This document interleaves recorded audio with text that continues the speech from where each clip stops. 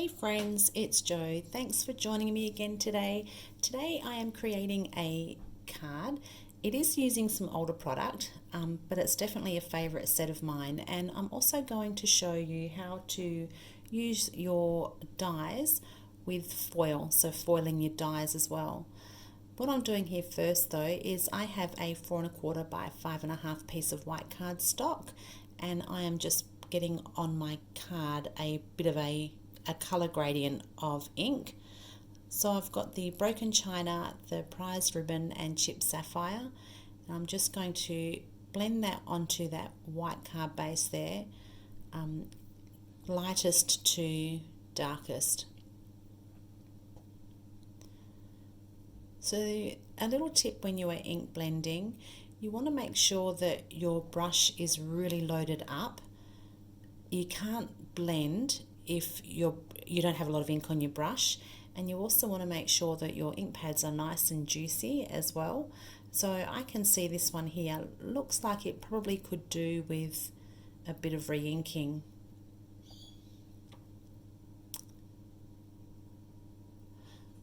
So what I like to do is just get the colour down first and then come back a second time and go over the top and really build that colour up.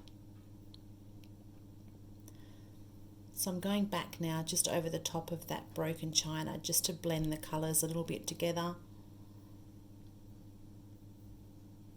And now I'm coming in with the Chipped Sapphire, just cleaning off my brush on some paper towel each time. I do have different brushes for my oxides to my dye-based inks, so I try and keep them separate.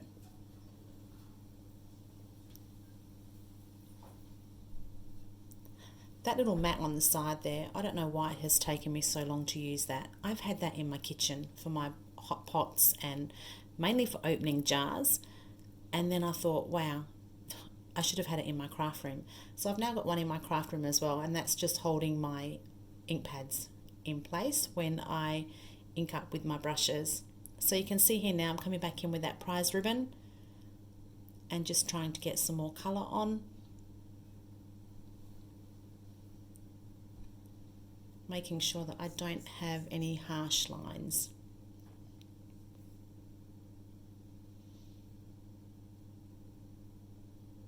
So I could have used a piece of coloured card for this, I suppose, but I love using the oxides. I love seeing what different combinations I can come up with. So what I'm going to do now is I've pulled out, I think these dies that I'm using are blanket, are they called blanket stitch? There's some kind of stitch. Blanket stitch dies from Pinkfresh, and I'm just going to cut out the just want the inside of it. It kind of creates like a frame around the outside and also cuts out the inside piece. You'll see in a moment. Yeah, and you'll also need to push down a little bit firmly with your washi tape, because it doesn't always stick very well to your mixed media, your inks and things. So I've just popped off to run that through my die cutting machine. So this is what we're left with. So you've kind of got that stitch bit around the outside and also on the other leftover piece as well. So I've popped that aside, and now what I'm doing is I am using I think this one is called Just a Hello Floral stamp set. So this has a stamp. It actually has two stamps. It's actually a really cool set. So it's got the florals here. It's got the stamp. It has the die, coordinating die, and it also has the stencils as well. So I'm just going to ink that up and stamp off an image.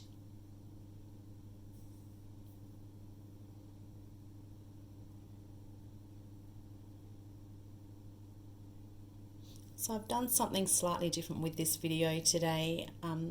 In previous videos, you've probably heard me mention that I've just pressed a button and you kind of get to see everything and nothing's fast forwarded at all. So this is essentially the same. You still get to see everything, but I'm actually getting my boy to try and teach me how to edit videos. So this was kind of my first go at it. There is a lot to learn. So there's nothing has been edited or cut out, but it has been sped up a little bit. So hopefully in the future, I'll have some pretty swanky looking videos for you. But yeah, it certainly takes time. So what I'm doing here is I have the Intricate Ovals, I think it's called, and this is a cover plate die, but I'm going to foil it. And you'll notice with the foiling when it is finished that you won't get that thick foiled line that you would normally get when you're using your hot foil plates. You're only going to get a really fine line because obviously it's just foiling the cutting blade of the die.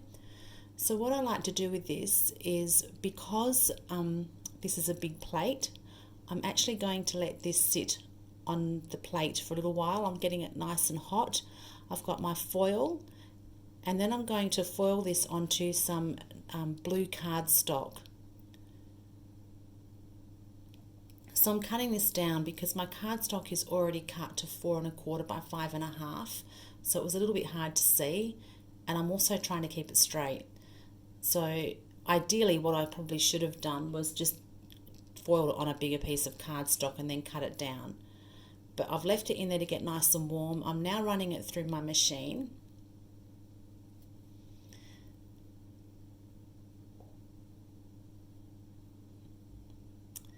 And you can see here, you end up with a just a really fine bit of detail in the background. This foil as well is actually not a shiny foil, it's a matte foil.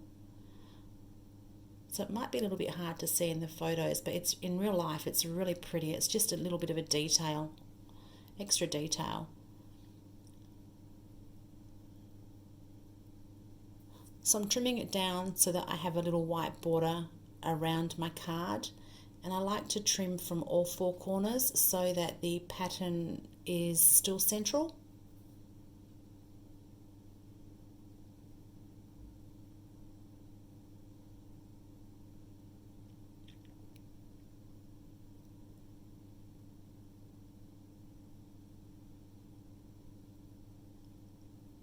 And my card base is 4 1/4 by 5 1/2, so just your standard A2 size card.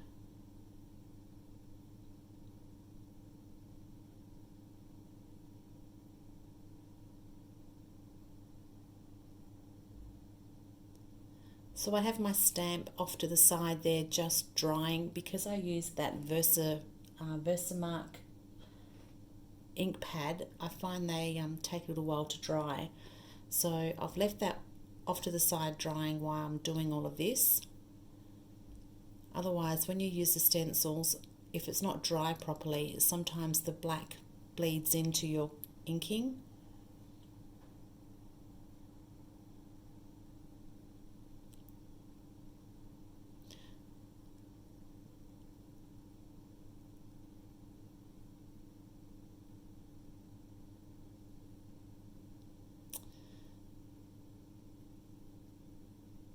So I'm just getting my colours there ready to colour my stamped image. This image is really pretty.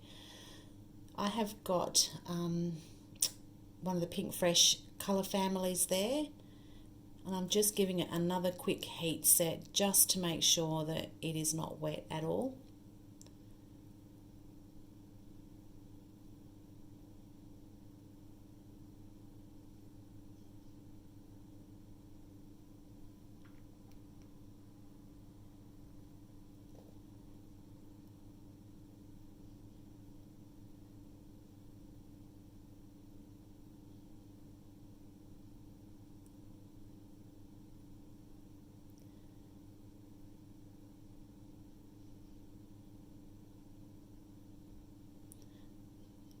And now I'm going to pull out those stencils that coordinate with it. So I think this is a 5-piece stencil set.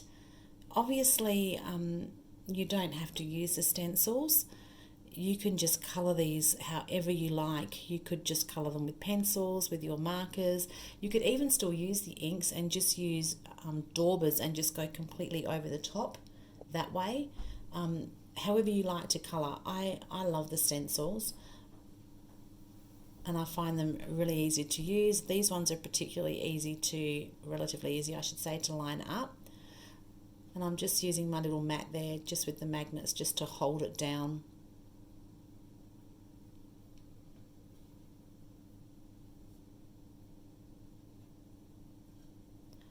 So I'm going to start off with that Slumber, I think was the name of the first colour.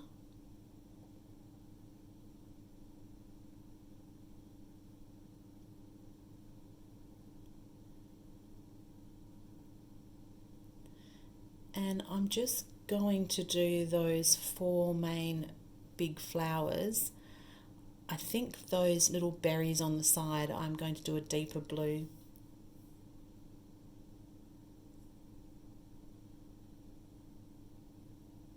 So you could be as fancy as you like with this. You could actually colour all of these flowers a different colour. It's totally up to you. So this next colour is Blue Jay.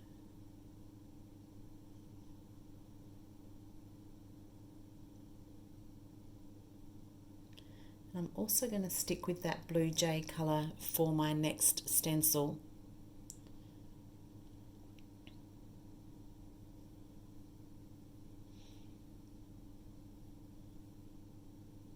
So this is stencil number 2, so I am going to switch to the green colour for the leaves, but when I do the shading for the rest of those flowers, I'm going to go back to that Blue Jay colour. So you can see how easy those stencils are to line up. They're actually numbered on the top as well.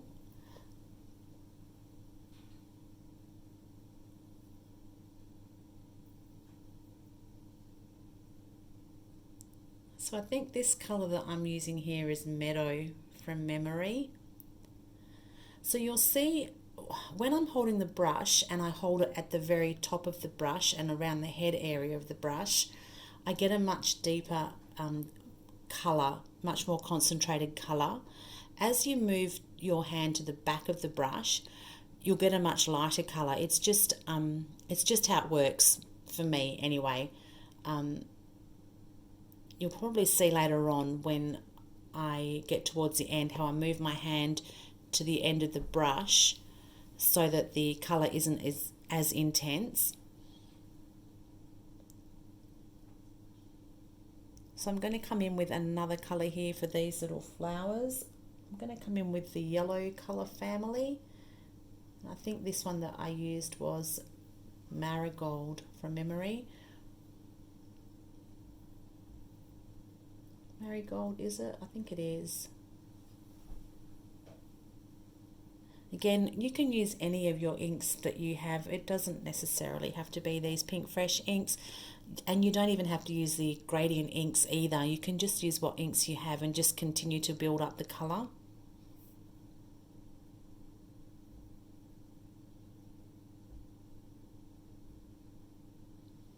So I think we must be getting close to our last stencil now.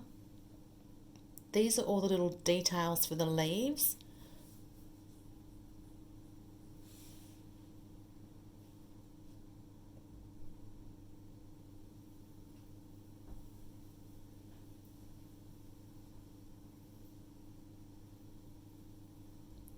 So I love this little magnetic mat. It's such a good little mat for popping in your tote bag when you've got crops.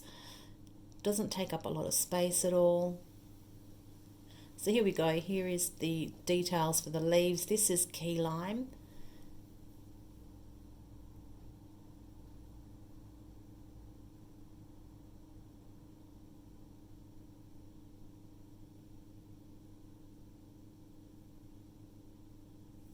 And again, I'm trying to get a bit of colour on there.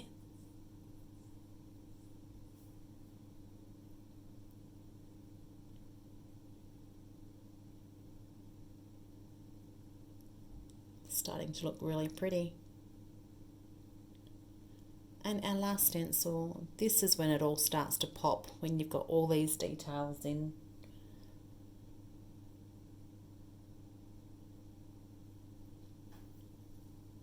So I'm going to come back in this time with the Blue Jay, just to add in those extra shadows and highlights.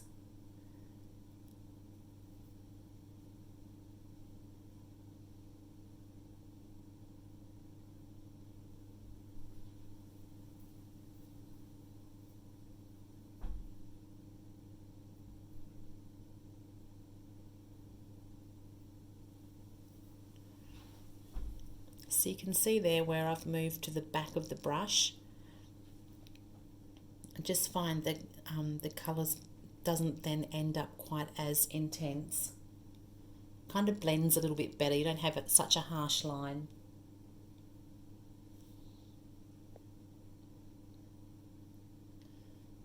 And now for the reveal. This is always a good part.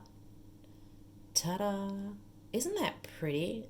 It's such a pretty image, and it's so versatile because you could leave it like that and stamp your sentiment in the middle of those two lines, or the coordinating die, which is about to come up soon, you can use that and die cut it out, which is what I'm going to do, and you end up with two pieces. So this is a really versatile set, I think. I've used it quite a few times. It's great for cards, it's great for scrapbook layouts.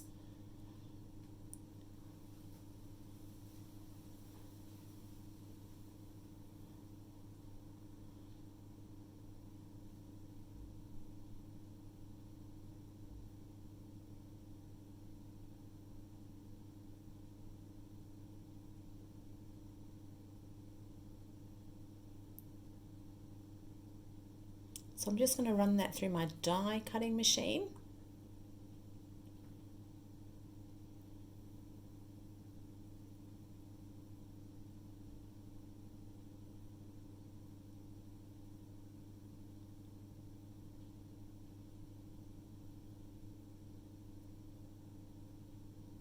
I did also pop a little piece of scrap paper over the top just to protect it as it went through my machine, because my plates are a bit banged up too. And then there's our two pieces. Aren't they pretty? I love this set.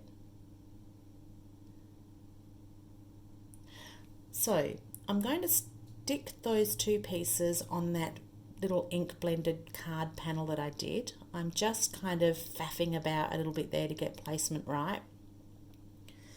But in the back of my mind, I know I've still got that foiled piece that was left over from the negative, that was left over from when I did that foiling. And I wanted to make sure that I wanted to use that blue piece, but I didn't want to miss out on the opportunity of seeing what it would like when I foiled the negative. So what I'm doing at the moment off camera is I'm just heating up my machine now so that I can try and foil the negative. And of course, you know, the same problem always happens. My glue never works. So I apologise. You're going to have to just sit and watch me faff about putting double-sided tape on. You may want to fast forward this bit.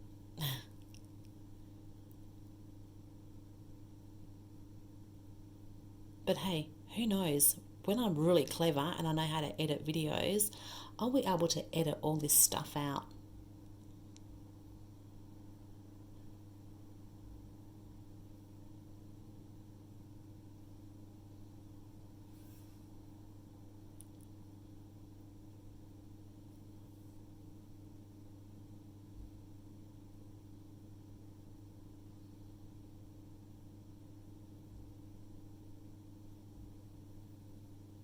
I was going to put them on foam tape, but I'm thinking that the whole panel behind it, I'm going to stick that on foam tape instead. You'll see that a little bit later on, just to lift it off the background a little bit.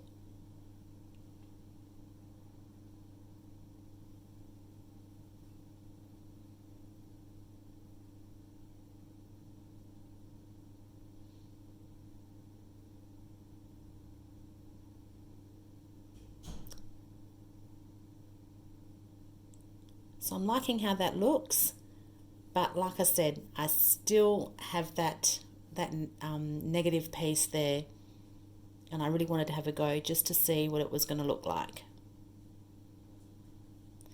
So again, I'm foiling that onto the blue cardstock. I've got my solid hot foil plate that has been heating for a while, and I'm going to pop that aside now and let that sit and get nice and hot while I stamp up my sentiment.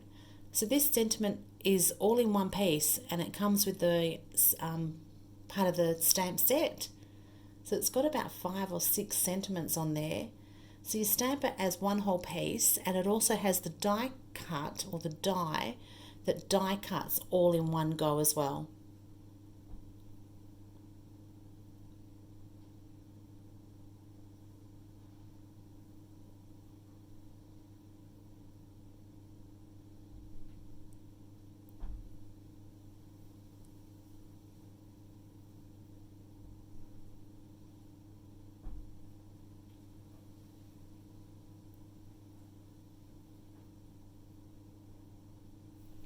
So you can see there, this is fast forwarded just slightly. Sorry, not fast forward, but sped up, I suppose, just slightly. So my hot foil machine is still on, it's still heating that plate. I do let it get nice and hot before I run it through the machine. And when I run it through the machine, you'll see that I'm going to come back for a second time and pop it on the base again and leave it to sit there again before I run it through a second time. And I just find sometimes I get a better result that way. I have to say, foiling negatives, it doesn't always work for me. It is very hit and miss. I don't really like the look of the negatives foiled as much as the original, but I just like to give it a go, just in case I miss out on something. I might miss out on a really good foil or something. So I really wanted to have a go at this. So here are my little sentiments. They've all been die cut in one piece.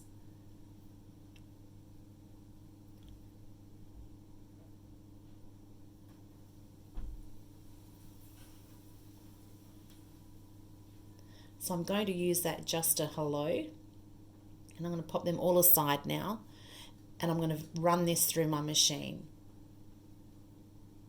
So you can see that was sitting on my base for quite a while.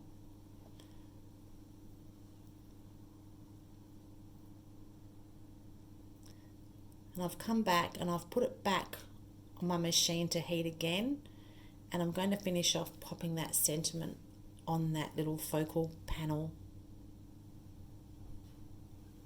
Just using some foam tape.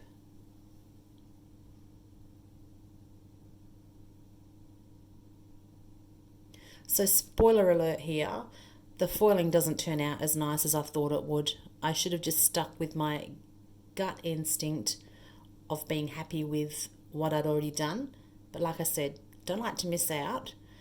I should have known the foiling, because the die is so intricate, it just kind of bled into each other. You'll see here once it's done. But I figured I probably would have just thrown the foil out anyway, so it was worth a shot, yeah? I was just wasting a bit of cardstock.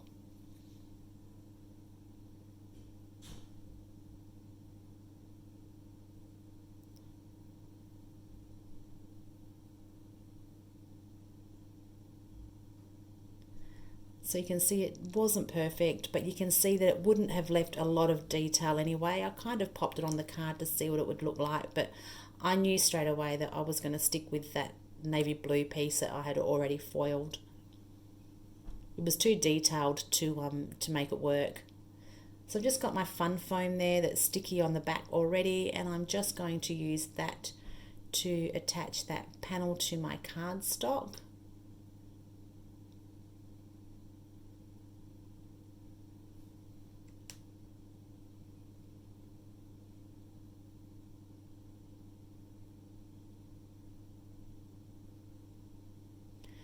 And my card is basically complete.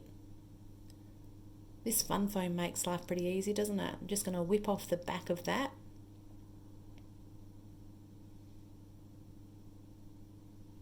And I've got a nice sturdy panel.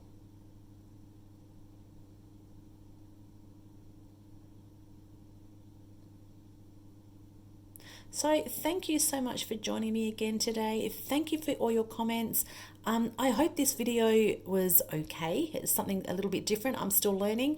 No doubt you will still see me around and about though with my normal type of video. Thanks for joining. I'll talk to you soon. See you later.